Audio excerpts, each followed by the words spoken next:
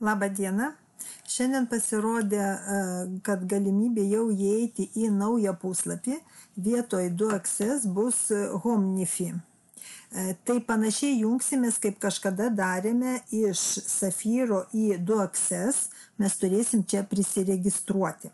Tai tiesiog rašome savo elektroninį paštą, rašome buvusi tą slaptažodį, kurį kažkada tai vedėte.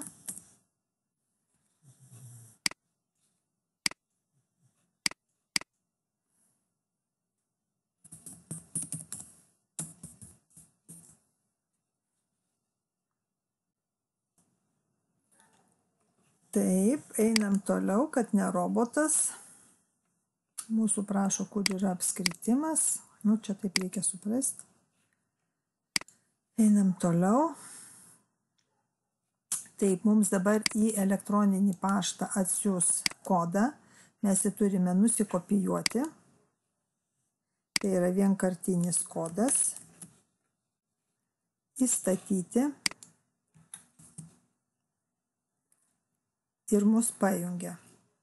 Dabar mes, kai paspausime, kad perskaitėme šitas taisyklės, mums išmes QR kodą.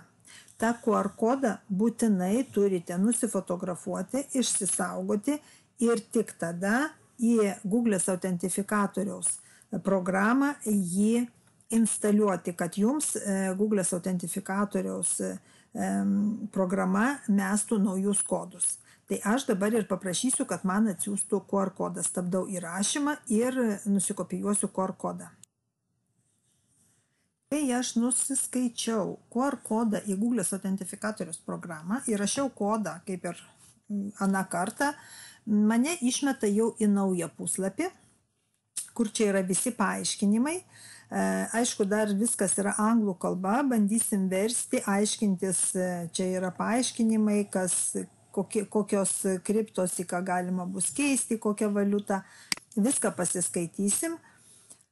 Kur mūsų pinigai pamatysim po 7, aš taip įsivaizduoju, nes čia dabartis daug visokių naujų dalykų.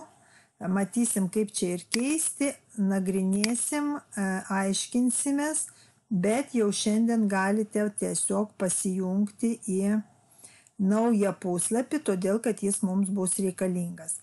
Tai kiek supratau, bus po 7 atidaryti ir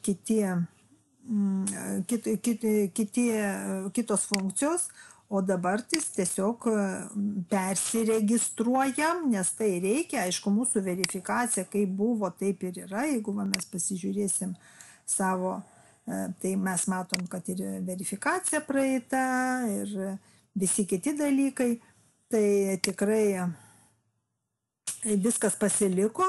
Svarbiausia, kad jungtumėtės su savo duomenimis, kaip ir buvote anksčiau, ir, aišku, tą išsisaugojate QR kodą, o visą smulkesnę informaciją pateiksiu vėliau.